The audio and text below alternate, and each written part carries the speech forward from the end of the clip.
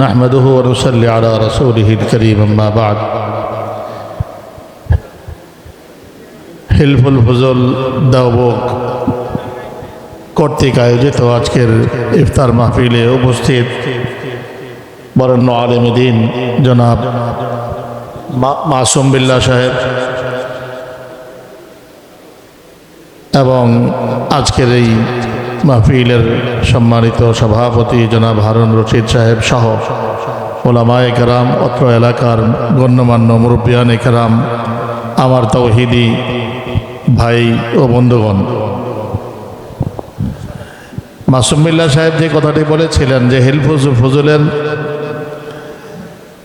উৎপত্তি কেন হয়েছিল, প্রয়োজনীয়তা কেন দেখা দিয়েছিল, সেই সময়ে যেই প্রেক্ষাপটে যেই প্রয়োজনীয়তার তাগিদে হিলফুল ফুজুল হয়েছিল, এখন সেই তুলনায় ওই প্রয়োজনীয়তা আরও তীব্র থেকে তীব্রতর আকার ধারণ করেছে। তখন হয়তো ব্যবসায়ীদেরকে লুট করত, বিদেশি ব্যবসায়ীরা ব্যবসা করতে আসলে লুট করত। এই থেকে তাগিদ অনুভব করেছেন যে না, এটা হতে দেওয়া যায় না। আজকে বিদেশি না, নিজের দেশের নিজের এলাকার ব্যবসায়ীও কি চান্দা ছাড়া কোনো ব্যবসা করতে পারে না, কথা ঠিক কিনা? তাহলে যারা চান্দা তুলে, যারা মাসেল পাওয়ার ব্যবহার করে মানুষকে বাধ্য করে চাঁদা দিতে, এরা কি মঙ্গল গ্রহ থেকে আসা মানুষ না আমার এলাকারই?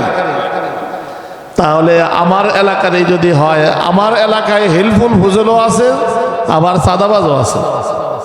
এটা তো রিলেটি নাকি? আমার ঘরে এক ভাই হিলফুল ফুজুল বা এই ধরনের সামাজিক সংগঠনের সদস্য, আর এক ভাই চাঁদাবাজ। এটা ঘরে ঘরে আসে নাই এই ঘটনা? তাহলে হাজারো ইফতার মাহফিল করলাম, বছর বছর ইফতার মাহফিল করলাম, ওয়াজ মাহফিল করলাম, বিভিন্ন অকেশনে আমি ব্যানার টানিয়ে লোকজন জমিয়ে এই কাজ করলাম, আবার দাবিও করলাম আমি কি হিলফুল ফুজুল বা এই জাতীয় সংগঠনের, সামাজিক সংগঠনের একজন সম্মানিত সদস্য, গর্ববোধ করলাম। আমার চাঁদাও কমলো না, আমার ভাইও চাঁদা থেকে বিরত আসলো না, আমার ছেলেও বিরত আসলো না, বরঞ্চ মনে মনে খুশিই থাকি। হিলফুল ফুজুলও আমাদের, চান্দাওয়ালারাও কি আমাদের। বাপখানা যদি এমন হয়, তাহলে নাম সর্বস্ব একটি সংগঠন হয়ে থেকে যাবে, কাজের কাজ কিছুই হবে না। আমাদেরকে এই রমজান এই শিক্ষা দিয়ে যায়। রাসূল করিম সাল্লাল্লাহু আলাইহি ওয়াসাল্লাম ইরশাদ করেন, মান সামা রমাদানা ঈমানান ওয়া ইহতিসাবা গুফিরা লাহু মা তাকদ্দামা মিন যামবিহি। যারা রমজানের রোজা, 30 দিন রোজার সাধনা করবে, যারা তারাবি পড়বে, আল্লাহর উপর অগাধ বিশ্বাস ও আস্থা রাখবে। কি আস্থা? রোজা ছাড়াই তো আমার আস্থা আছে আল্লাহর উপরে। আল্লাহর উপর বিশ্বাস নাই আমাদের? শুধু রমজান মাসেই আল্লাহর উপর বিশ্বাস? সবসময় তো কন্টিনিউ আমরা মুমিন, আমরা আল্লাহর উপর আস্থা আছে। তারপরও কেন বললো ঈমানান ওয়া ইহতিসাবা? ঈমান বলতে হচ্ছে আরেক আস্থা। সেটা কি? রমজান আমাকে পরিবর্তন এনে দেবে, এই আস্থা। যে যাই হোক, আল্লাহ তাআলা রমজানের শিক্ষা নিয়ে আমাদেরকে আলহামদুলিল্লাহ ওয়াহদা ওয়াসসালাতু ওয়াসসালামু আলা মান লা নাবিয়্যা বা'দা, আম্মা বা'দ। ফাআউযু বিল্লাহি মিনাশ শাইতানির রাজীম। বিসমিল্লাহির রহমানির রহিম। তাআওয়ানু আলাল বিররি ওয়াত তাকওয়া ওয়া লা তাআওয়ানু আলাল ইসমি ওয়াল উদওয়ান। সাদাকাল্লাহুল আযীম। হিলফুল ফুজুল সংগঠন কর্তৃক আয়োজিত আজকের ইফতার মাহফিলে উপস্থিত আমাদের সকলেরই শ্রদ্ধাভাজন নারায়ণগঞ্জ মাটিও মানুষের নেতা, বাড়িধারা মাদ্রাসার সুনামধন্য মুহতামিম, হেফাজতে ইসলাম বাংলাদেশ নারায়ণগঞ্জ জেলার সংগ্রামী সভাপতি, জমিয়তে উলামা ইসলাম বাংলাদেশ নারায়ণগঞ্জ জেলার সংগ্রামী সভাপতি আল্লামা মুফতি মনির হোসেন কাসিমি হাফিজাহুল্লাহ। উপস্থিত রয়েছেন আমাদের আরেক প্রিয় ভাই বন্ধুগণ, মুফতি মাসুম বিল্লাহ, মাওলানা উসমান এবং আমাদের অত্র এলাকার মুরব্বিয়ান আজম। আসলে ইফতারের আগ মুহূর্তে দোয়া কবুল হওয়ার সময় আমি আলোচনা দীর্ঘায়িত করব না, একটি কথা বলেই আমার শ্রদ্ধেয় মুরব্বীর কাছে আমি মাইকটি হস্তান্তর করব। ওনার কাছ থেকে আমরা দিক নির্দেশনামূলক আলোচনা শুনব। হিলফুল ফুজুল সংগঠনটি 2017 সালের দিকেই প্রতিষ্ঠা হয়েছে। তো এটা আলহামদুলিল্লাহ, যদি আমি উদ্যোগ নিয়েছি, কিন্তু এর সদস্য আপনারা এলাকাবাসী যারা আছেন প্রত্যেকে এটার সদস্য হয়েছেন। এবং ওই সময় একটা বিশেষ একটা ইস্যুকে কেন্দ্র করে আমরা এই সংগঠনটা করেছিলাম। এমন কোনো সপ্তাহ বৃহস্পতি শুক্রবার নেই যেই সপ্তাহে গান বাদ্য ডেস্কের আওয়াজের কারণে বৃদ্ধ, শিশু, মহিলা, অসুস্থ ব্যক্তিদের কোনো কষ্ট হতো না। এমনকি মাদ্রাসায় হাদিসের দর্শ হতো, তখন আমরা ক্লাসে পড়াতে বসে পর্যন্ত গান বাদ্যের আওয়াজ শুনতে হতো। হিম্মত করনেওয়ালা একজন মানুষও ছিল না যে এই গান বাজনাগুলো বন্ধ করবে, অসামাজিক কার্যকলাপগুলো বন্ধ করবে। কিন্তু আলহামদুলিল্লাহ, আমি যখন হিম্মত করেছি, আমার সাথে হিম্মত করনেওয়ালা আমি দেখেছি, বিশেষ করে আমার যুবক ভাই যারা আছে, কলিজার টুকরা যুবক ভাইয়েরা, এরা স্বতঃস্ফূর্তভাবে, এবং আমার মুরব্বী যারা রয়েছেন, বড় ভাই যারা রয়েছেন, এরাও আমাকে যথেষ্ট সহযোগিতা করেছেন। আলহামদুলিল্লাহ, তখন ওনাদের সহযোগিতার মাধ্যমে এই সমস্ত অশ্লীল কার্যকলাপগুলো, অসামাজিক কার্যকলাপগুলো বন্ধ করা হয়েছে। আজ পর্যন্ত আলহামদুলিল্লাহ এগুলো বন্ধ হয়েছে। আমি আশাবাদী আরও যে সমস্ত অসামাজিক কার্যকলাপ সমাজের মধ্যে চালু রয়েছে, আজকে যে সমস্ত অসামাজিক কার্যকলাপের কারণে আমার আপনার সন্তান, বিশেষ করে মাদকের কারণে নেশাগ্রস্ত হয়ে আমাদের সন্তানগুলো বিপদগামী হচ্ছে, তারা দিন থেকে ঝরে যাচ্ছে, তারা বিপদগামী হয়ে তাদের লাইফটাকে নষ্ট করে দিচ্ছে। আমরা সকলেই যদি একত্রিত হয়ে, আমরা ঐক্যবদ্ধ হয়ে চিন্তা করি যে ইনশাআল্লাহ আমরা এই সংগঠনের মাধ্যমে এই অসামাজিক কার্যকলাপগুলো এবং এই অনৈতিক কার্যকলাপগুলো সমাজ থেকে আমরা দূরীভূত করব, তাহলে ইনশাআল্লাহ সম্ভব। আমরা রাজি আছি না? ইনশাআল্লাহ আমরা কাঁধে কাঁধ মিলিয়ে ঈদের পরে আমরা এই সমস্ত সামাজিক কাজগুলো করার চেষ্টা করব। আল্লাহ তাআলা তৌফিক দান করেন। এই পর্যায়ে আমাদের সামনে অত্যন্ত গুরুত্বপূর্ণ দিক নির্দেশনামূলক বক্তব্য রাখবেন, নসিহত করবেন আমাদের সকলেরই মুরব্বী, আমাদের সকলেরই আস্থাভাজন আল্লামা মুফতি মনির হোসেন কাসেমি হাফিজাহুল্লাহ। নাহমাদুহু ওয়া নুসাল্লি আলা রাসূলিহিল কারীম, আম্মা বাদ। হিলফুল ফুজুল সংগঠনের উদ্যোগে আজকের এই ইফতার মাহফিলের সম্মানিত সভাপতি, অত্র এলাকার কৃতি সন্তান,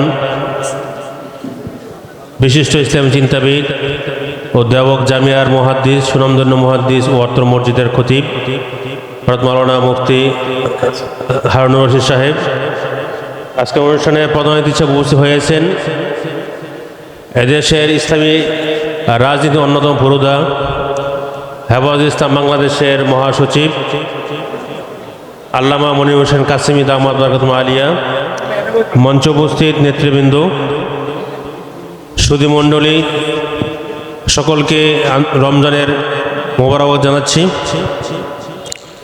হিলফুল ফুজুল সংগঠন এটা কি পরিপ্রেক্ষিতে গঠিত হয়েছিল আপনারা সবাই কম বেশি জানেন। সমাজ থেকে সমস্ত অন্যায়, অবিচার, দুর্নীতি দূর করার জন্যই আল্লাহর নবীয়ত প্রাপ্ত পূর্বে সমাজকে সুশৃঙ্খলা বজায় রাখার জন্য এই সংগঠন সৃষ্টি করেছিলেন।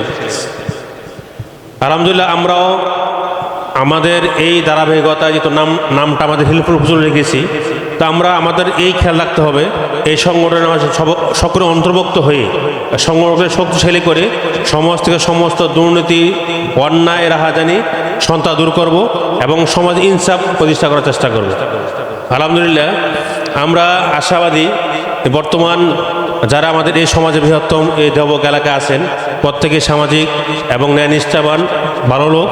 আপনার মাধ্যমে এই সমাজ, এই দেশ, এই জাতি উপকৃত হবে। আমি চাই এই এলাকা সকলকে নিয়ে একসাথে পক্ষে ধারণ করে এলাকা উন্নয়ন হোক।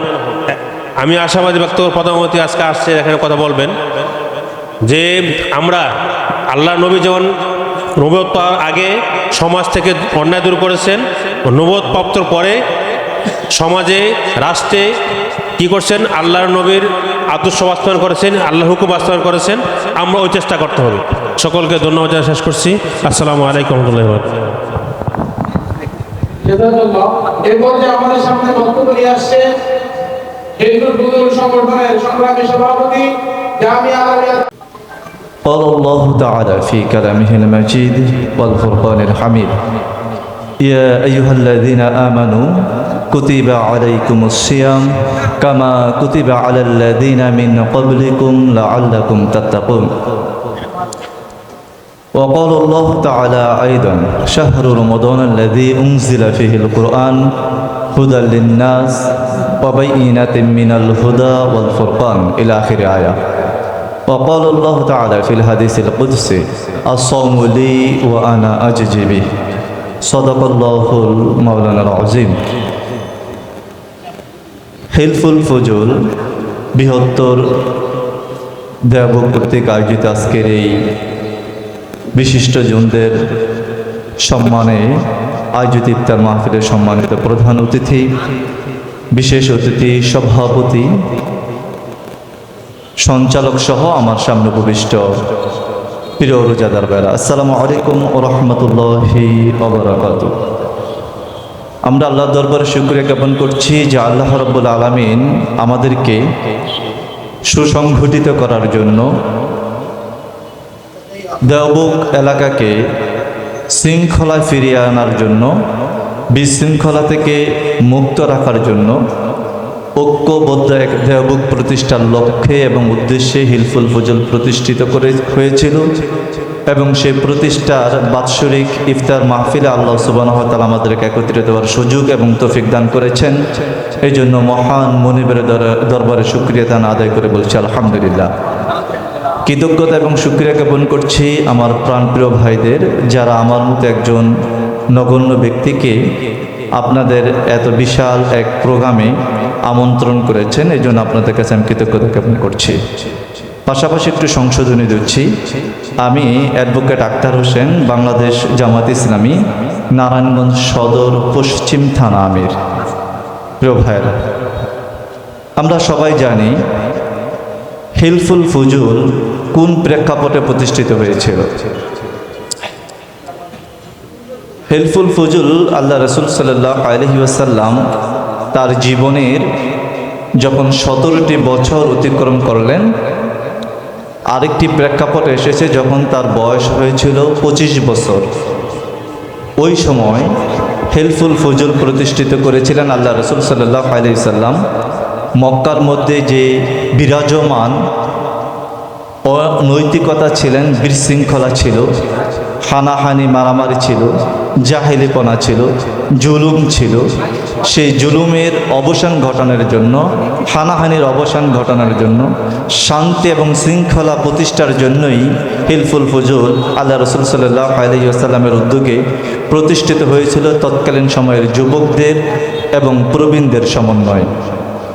প্রিয় ভাইরা, হিলফুল ফুজুল যে উদ্দেশ্যে প্রতিষ্ঠিত হয়েছিল, ঠিক অনুরূপ উদ্দেশ্যেই এই দেওবন্দ অঞ্চলে হিলফুল ফুজুল প্রতিষ্ঠিত হয়েছে।